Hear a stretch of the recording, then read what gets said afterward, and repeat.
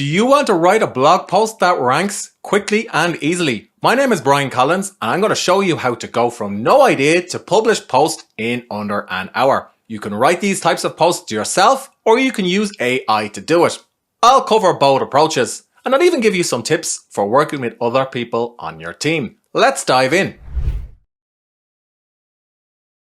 I run a couple of different content websites, including this one, Fitter Habits. So Fitter Habits is a smaller site that I have where I publish articles about health and fitness, yoga, running, cycling, and so on. On the site, I sometimes experiment with new content formats, and if they work, I'll roll them out to my bigger sites. I'll sometimes use new writers and ask them to produce articles for this site before hiring them for another site, and I'll even experiment with AI. Now, the site doesn't get a huge amount of traffic, it's more of a testing ground. Let's head over to Google Analytics. And unfortunately, in GA4, which is just painful to use, you can see the traffic has undergone a little bit of a haircut thanks to the so-called Google Helpful Content Update. So if you're wondering how to handle a big correction after a Google update, check out my other videos on the channel. Now, here are the top 10 most popular posts. Funny cycling quotes, trail running quotes, fall yoga quotes. So a lot of listicles and roundups. But one stood out to me.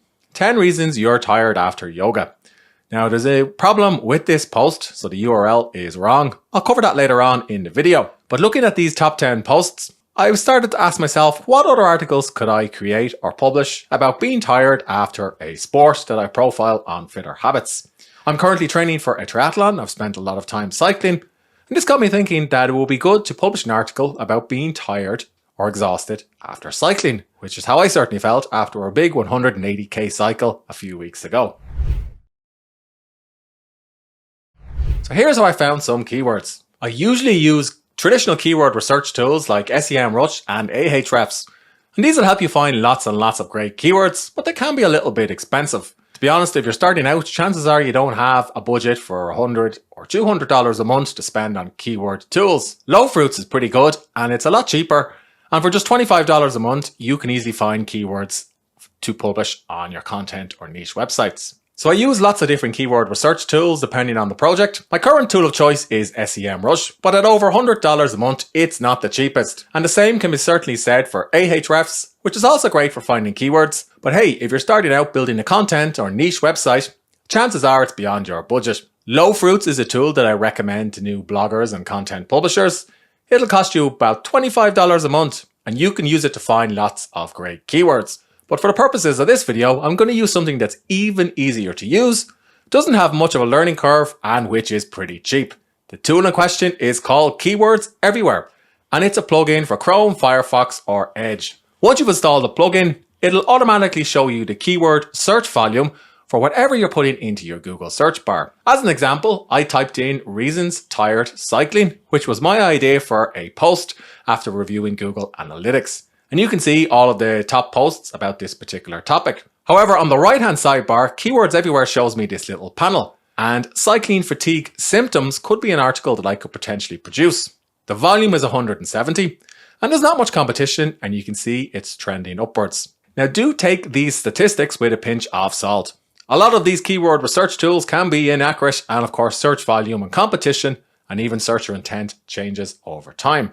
However, following this approach, that is coming up with ideas based on your top 10 posts, typing them into Google and using Keywords Everywhere should give you a list of keywords for articles that you could potentially write. And you can copy all of these to a spreadsheet or export them. And you can even find other keywords that you could put into your existing content. Anyway, I'm going to go ahead and select the keyword cycling fatigue symptoms, and I'm going to produce an article about this topic and lay it out on my site. To produce this piece of content, I have several options. Firstly, I could write the article myself. My only investment is time, and hopefully I know what I'm talking about. Secondly, I could hire another writer.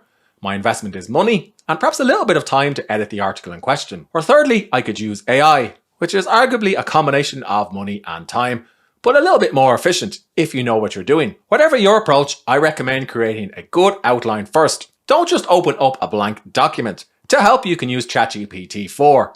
Use this exact prompt to create your outline. No, not to write the article, just to create the outline. Prepare me a blog post outline about this topic and then insert the keyword.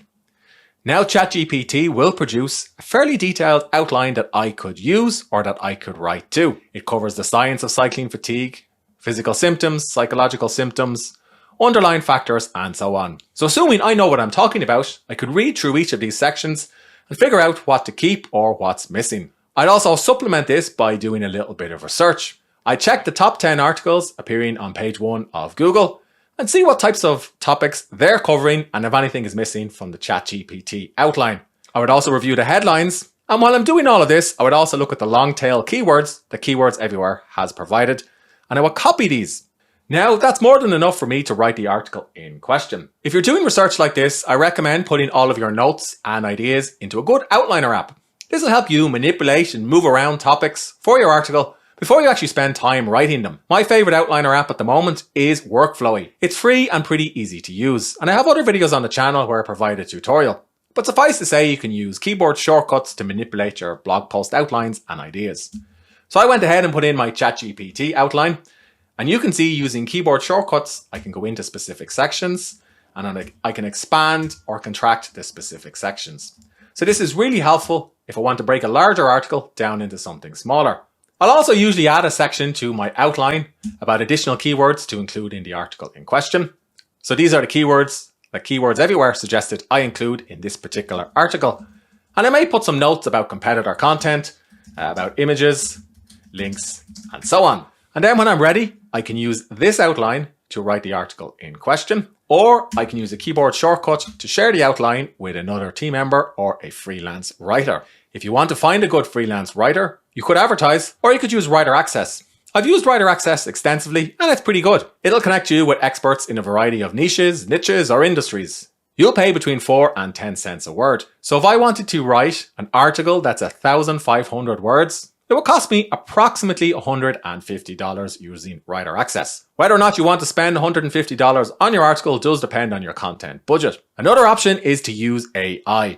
Now you'll notice I didn't use ChatGPT to write this article. That's because if I put in a prompt asking ChatGPT to write this article, it will produce something that's 300, 400, or 500 words long and not very usable. And if I were to use ChatGPT prompts to write each section, I could do it, but to be honest, I'd probably be quicker just writing it myself. There are lots of great AI tools out there that you can use to write articles. So for the purposes of this article, I'm going to use Koala Writer, which is one of my favorite AI writing tools. It's pretty affordable and it's built on top of ChatGPT 4. You can write blog posts, Amazon product roundups, or even rewrite existing content. So in this case, we're writing a blog post and I put in cycling fatigue symptoms as the target keyword. It has a new beta feature, which I haven't tested too much, but it will use AI to optimize your articles for search.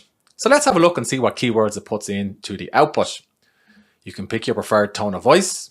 I normally go for friendly, and you can also select your language and country. So I've left this as default, English US and United States. For point of view, I normally pick you or your, so it reads more engaging or more friendly. And why I like Koala Writer is it can include real-time search results, that is links to other sites in the output. And I'll show you what these look like in a few moments. There's also an option to create an outline that I can review before I spend credits creating the article. So I usually turn this on. I can include an FAQ and some key takeaways.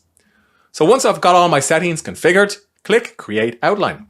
Now Koala Writer will take a few minutes to create an outline that I can review. The process is a bit different to using ChatGPT directly, but it is built on top of ChatGPT, so the results are a little bit similar. To speed up the amount of time it takes me to rewrite this article, I recommend installing Grammarly, particularly the premium version, and I have videos on the channel where I profile Grammarly in detail. But I like it because I can click on words, phrases, or sentences that are underlined in blue or red, and Grammarly will propose suggestions that will make the sentence or the phrase more readable. So I can work through all of these in Google Docs or by clicking on the Grammarly icon. And this saves me a bit of time during the editing process. Good internal linking is key if you want your articles or your site to rank in Google search results. So here's what I do. I'll head over to Google and I'll put in my test site URL, followed by the topic, which in this case is cycling. Now I can see all of the articles about cycling that are ranking on Fitter Habits. So I have a number of articles about famous Irish cyclists, famous Olympic cyclists, and French cyclists. Now to me, French cyclists are some of the best in the world. So I'm going to copy this link address, head over to my article and look for a reference to cyclists. So here's one here.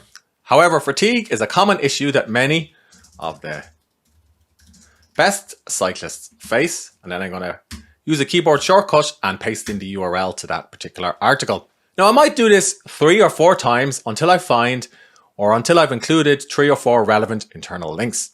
And this increases the chances of my published articles ranking and also shows the Google algorithm that there's some correlation between these 2 posts. Now I know that can be a bit of a chore and it can take a good bit of time, particularly if you're running several websites. If you are, the plugin Link Whisper is worth a try. So it's a WordPress plugin which I use on some content websites, and it can automate adding all of these internal links at a click. The only thing is sometimes the recommendations aren't quite as good or as accurate as you do it yourself. But it's pretty good if you want to add internal links but you don't have hours to spend editing your articles.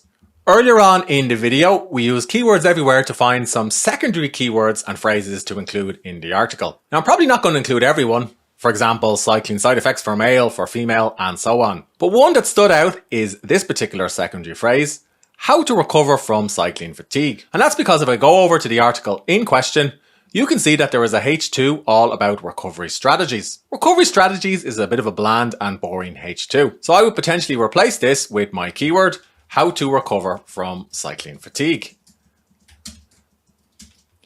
Again, I could work through each of the subheadings, putting in more relevant keywords and making it more personable. Another tip for making your article more relevant and readable is to put the topic in question into Google News. So when I put in cycling fatigue into Google News, it surfaced this article about the Tour de France winner and how he carefully evaluated his next race after achieving general classification. So this is a news story, so it's timely and relevant.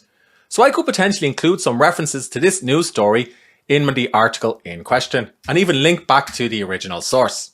So again, this makes my article more unique and distinct than or compared to what's already out there or what's already been published on this particular topic. It doesn't necessarily mean you're going to rank, but it will improve your chances. Once I've spent 20 or 30 minutes editing and improving the article and I'm happy with it, I'll copy it to my clipboard, fire up WordPress and paste in the text. Now I normally use the classic editor, but for the purposes of the video, I'm going to show you the Gutenberg or block editor. So I'll need to spend a little bit of time reformatting the text. So for example, here is my H1. So I would remove this from the start of the article and put it up at the top. And I would also turn on the outline so I can quickly navigate to each of the sections. And then make sure I remove anything that's unnecessary. One thing I immediately noticed is that some of the line breaks look a little bit odd. So I might spend a small bit more time copy editing or improving the article directly in WordPress.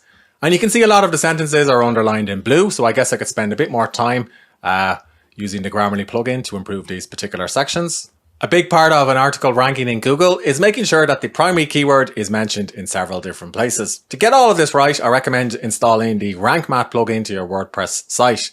And this will give you a type of checklist that you can work through. So here's my primary keyword, cycling fatigue symptoms. And I'm going to paste this in here in the focus keyword section. And now it's giving me a green light for all of these different areas, but I'll explain what they are one by one. So firstly, I want to have the primary keyword in the H1 or heading for the article. Secondly, I want to make sure it's mentioned within the introduction or the first 2 paragraphs, which is why I wrote a synopsis. And thirdly, I'll want to make sure cycling fatigue is mentioned in 1 or 2 H2s throughout the article. Now, if I have a bit more time, I'll make sure variations of the term cycling fatigue are included in the body copy during the editing process.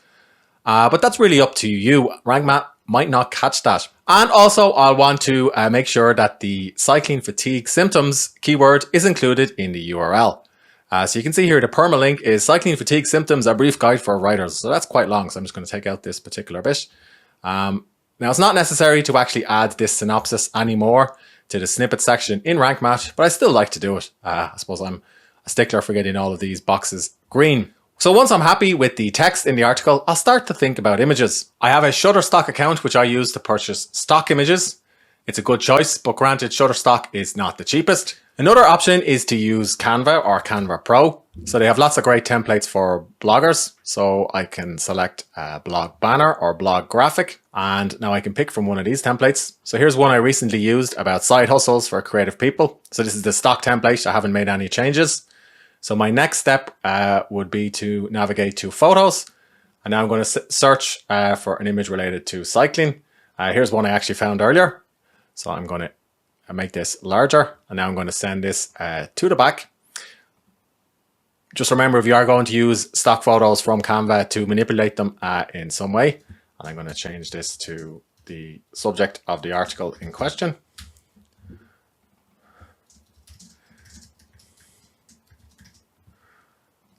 So I think that looked pretty good. So once I'm happy with the image, I'm going to download this as a PNG. So that actually looks quite large. So I'm going to make that a little bit smaller. Next step is to add the featured image to the post. So I'm going to upload what I just downloaded from Canva. If you are uploading images, make sure you include a good alt tag for accessibility.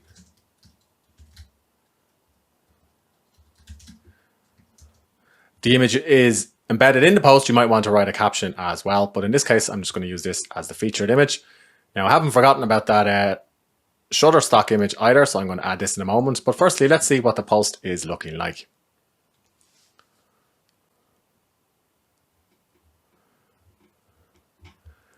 So I have configured my theme to automatically add a table of contents. There are plugins you can use if you want to do just that.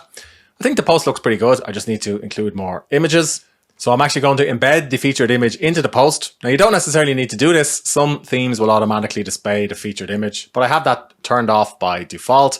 And I'm going to go further down and also include that Shutterstock image. Because I'm using the block editor, I can actually drag and drop images directly into the post as well. And I can resize them this way. Although sometimes I do prefer the classic editor because it gives me more granular control. And of course, if I click on the image, I can add captions and so on as well. So let's click preview and now see what the post is looking like.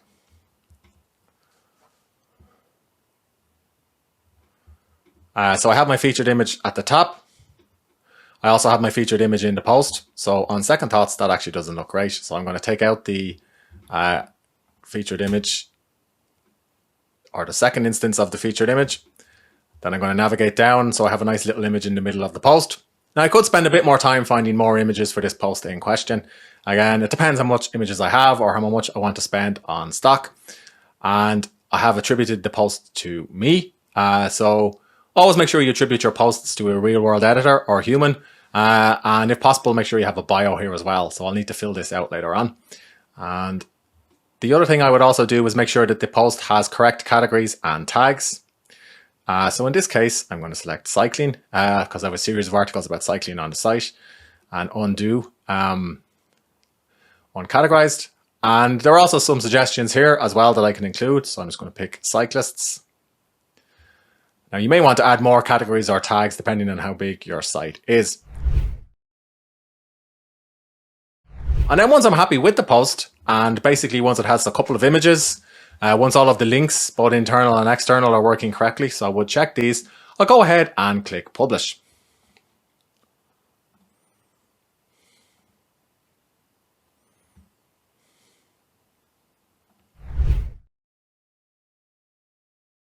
Whether you're writing the article yourself or using AI or working with another writer, I do recommend using a good plagiarism checker to check for plagiarism, accidental or otherwise.